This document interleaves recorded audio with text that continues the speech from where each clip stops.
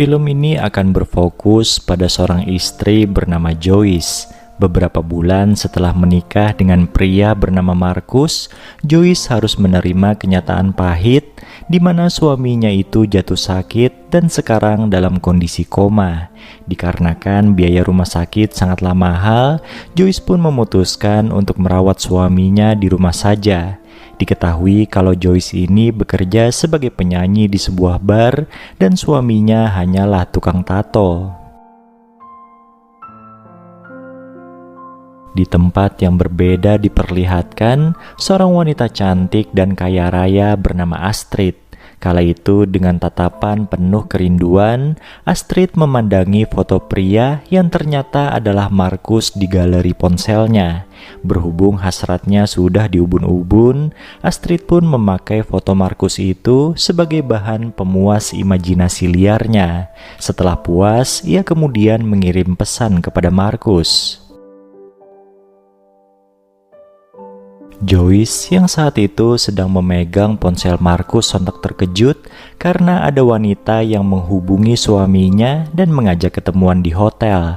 Karena penasaran, Joyce pun membalas pesan tersebut dengan ajakan bertemu di rumahnya saja. Selang beberapa menit kemudian, Astrid tiba di rumah itu dan langsung disambut dengan perlakuan kasar dari salah satu temannya Joyce. Di sana Astrid dikasih paham kalau Marcus sedang koma.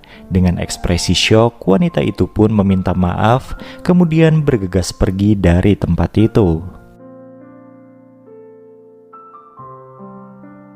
Di perjalanan pulang, Astrid terkenang kebersamaannya dengan Marcus. Penghasilan Marcus sebagai tukang tato ternyata tidak cukup untuk menghidupi rumah tangganya dengan Joyce, dan oleh karena itu, tanpa sepengetahuan sang istri, Marcus menjual jasa layanan ranjangnya kepada wanita lain. Nah, salah satu wanita itu adalah Astrid. Saking terpuaskannya dengan layanan Marcus, Astrid ini sampai jatuh cinta kepadanya. Sebenarnya, pekerjaan Joyce sebagai penyanyi di bar tidak disukai Marcus karena istrinya itu sering digoda para pria hidung belang di sana. Namun tabungan mereka yang semakin menipis memaksa Joyce untuk bertahan pada pekerjaan itu. Bahkan saking terdesaknya, Joyce sampai nekat melayani hasrat seorang pria di bar dengan imbalan sejumlah uang. Di perjalanan pulang dari bar, Joyce yang mabuk berat akhirnya tergeletak di pinggir jalan.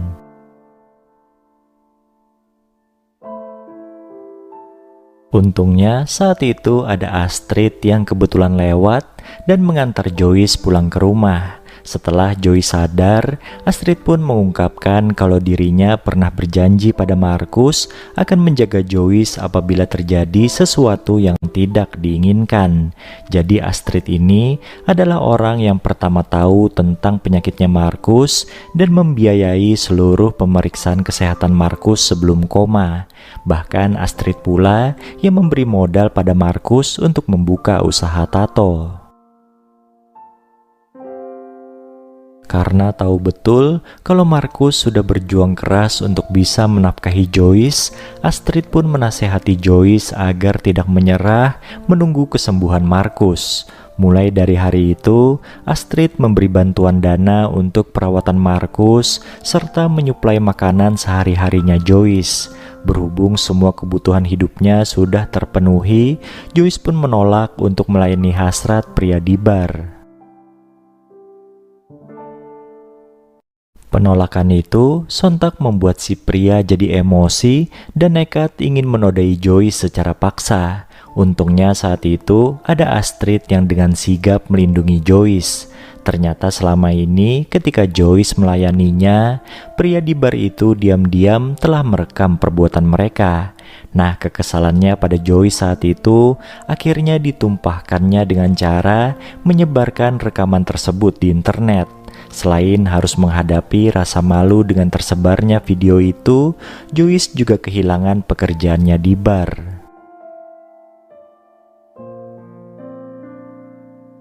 Di tengah keterpurukannya itu, Joyce menghubungi Astrid untuk menemaninya ngobrol. Dengan kondisi mabuk minuman, Astrid bilang kalau dirinya iri dengan kebersamaan Markus dan Joyce.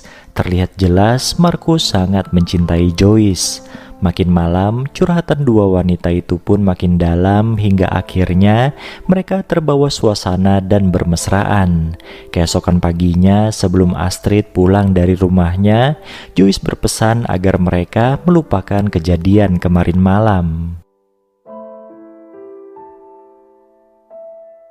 Ajaibnya, setelah Astrid pulang, Markus tiba-tiba bangun dari komanya. Kabar bahagia itu diterima Astrid lewat pesan di ponselnya. Berhubung statusnya adalah seorang selingkuhan, Astrid pun urung untuk menampakkan diri di hadapan Markus dan keluarganya. Meskipun sudah sadar, Markus sudah tidak bisa normal seperti dulu lagi. Geraknya masih sangat terbatas dan membutuhkan bantuan dari orang lain. Setelah lama tidak terdengar kabarnya, suatu hari Astrid menemui Joyce di rumahnya. Pertemuan itu akhirnya menyadarkan keduanya kalau mereka saling mencintai satu sama lain. Selesai bermesraan, Astrid bilang dirinya akan pindah ke luar negeri. Ia sadar Markus lebih membutuhkan Joyce. Di akhir film diperlihatkan Joyce yang kembali bernyanyi di bar lain ditemani oleh Markus, sedangkan Astrid memulai hubungan baru dengan wanita lain.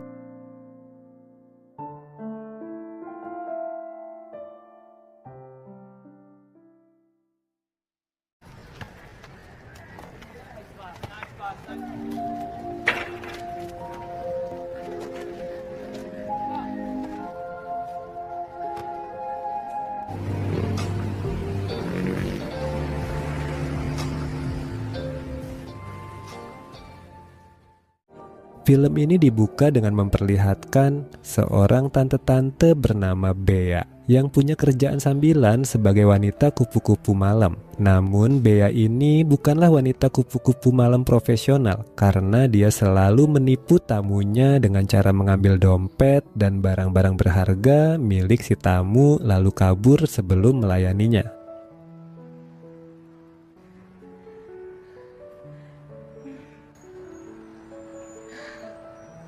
Scene kemudian beralih ke sebuah kampus di mana Bea ini sebenarnya bekerja sebagai staf bimbingan konseling bagi para mahasiswa. Pada saat itu, Bea sedang memberikan konseling kepada seorang mahasiswi sekaligus anak tirinya yang bernama Erin. Karena selama beberapa bulan ini nilai-nilai Erin mengalami kemerosotan, tapi Erin tidak mau mendengar nasihat Bea.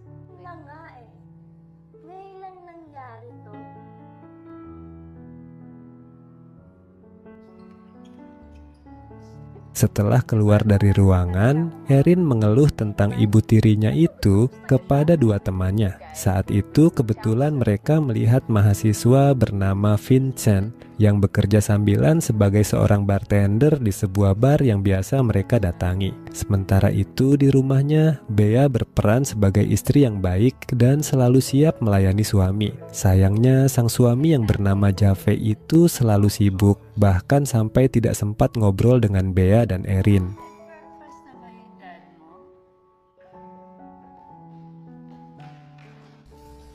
Di malam harinya, ketika Vincent bekerja di bar, ada seorang pria yang memesan 2 minuman dan tiba-tiba memasukkan obat bius ke salah satu minuman yang akan dia berikan kepada Erin.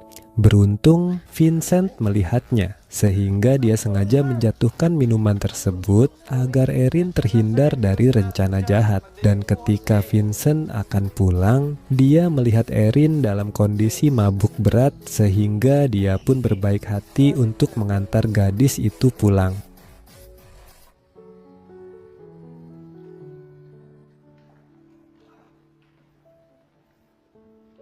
Sesampainya di rumah, Vincent bertemu dengan Bea yang bertanya apakah dia teman Erin. Vincent pun menjawab kalau dia sama sekali tidak kenal dengan Erin. Tapi Vincent tahu kalau mereka berdua kuliah di kampus yang sama. Muna na po ako.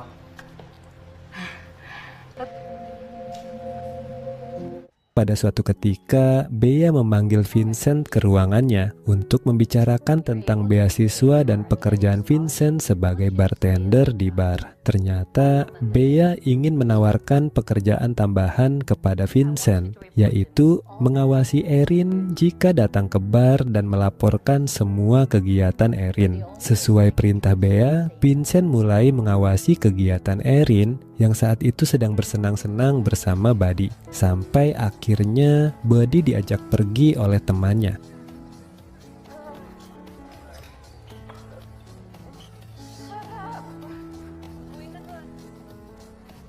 Vincent pun lagi-lagi melihat Erin dan kedua temannya dalam kondisi mabuk berat. Jadi dia kembali berinisiatif untuk mengantar Erin pulang, walaupun gadis itu bersikap jutek kepadanya. Keesokan harinya saat berada di kampus, Erin kembali melihat Vincent yang sedang bermain basket dan jadi merasa sedikit tertarik kepadanya.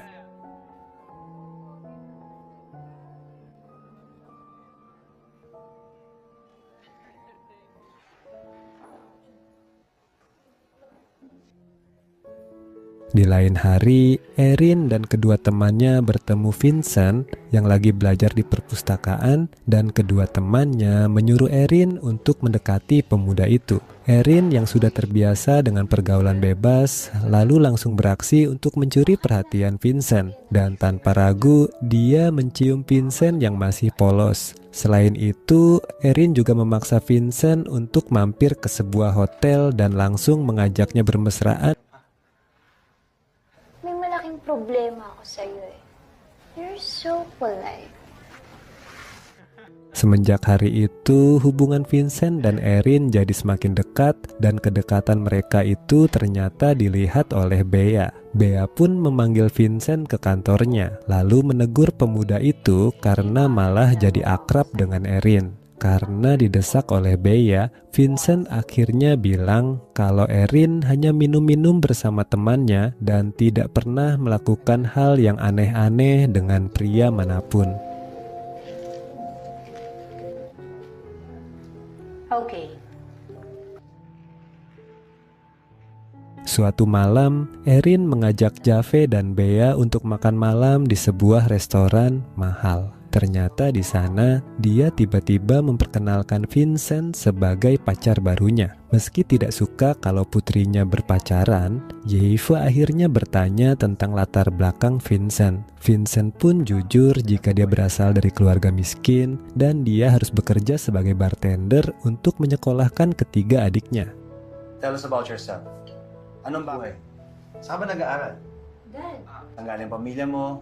Saan kayo nakatira? Kemunculan Vincent sebagai sosok pacar yang miskin tadi membuat perhatian Jave jadi tersita, dan itu sangat diinginkan oleh Erin yang haus perhatian sang ayah. Sepulangnya dari makan malam, Erin mengajak Vincent mampir ke rumahnya untuk ngobrol-ngobrol. Saking asiknya mereka pun sampai kebablasan dan bermesraan di ruang tamu. Bea yang diam-diam menyaksikan hal itu kemudian merekamnya.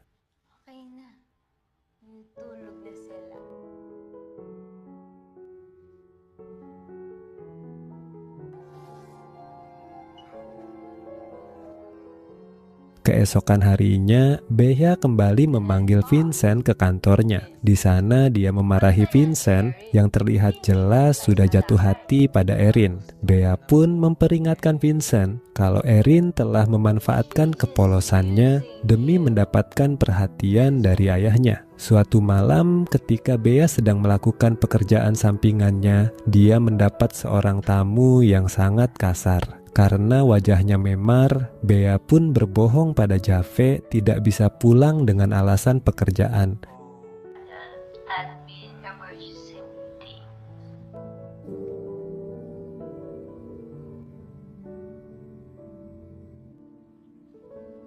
Keesokan harinya, Erin mendapat telepon dari Jave yang mengabarkan akan tugas keluar kota selama beberapa hari. Karena rencananya untuk mendapatkan perhatian sang ayah gagal, Erin yang emosi pun mengusir Vincent yang sedang bersamanya di rumah. Sementara itu, Bea yang belum bisa pulang ke rumah menyuruh Vincent datang ke hotel tempat dia tinggal untuk sementara waktu. Di sana Bea berbohong kalau dia telah dikasari suaminya. Vincent yang polos pun larut dalam kebohongan cerita Bea, sehingga rasa kasihannya berubah menjadi hasrat. Mereka berdua pun akhirnya melakukan perbuatan tidak senonoh di hotel itu.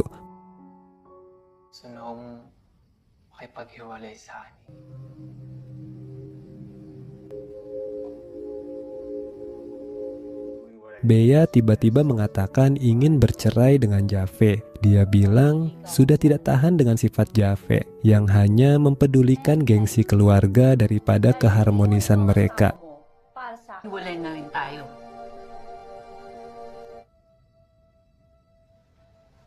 Sejak saat itu keluarga tersebut jadi berantakan dan Bea bisa meneruskan perjalanan cintanya bersama Vincent. Film ini pun selesai